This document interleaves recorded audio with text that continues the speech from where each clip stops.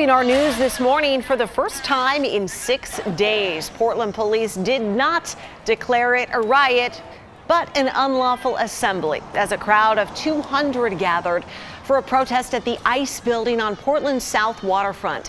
Police say some people in the crowd spray painting the building, hitting a security camera with a paintball gun.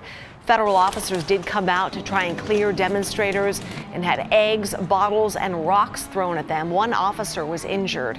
Portland police intervened, firing impact munitions and making 11 arrests. We also saw dueling protests in Gresham last night. A group supporting the police and President Trump gathered at Gresham City Hall. And one of the people in that crowd is a man accused of pulling a gun on counter-protesters Saturday in downtown Portland. So Black Lives Matter protesters then came to Gresham after learning he was there. Police separated the two sides and the situation stayed relatively calm.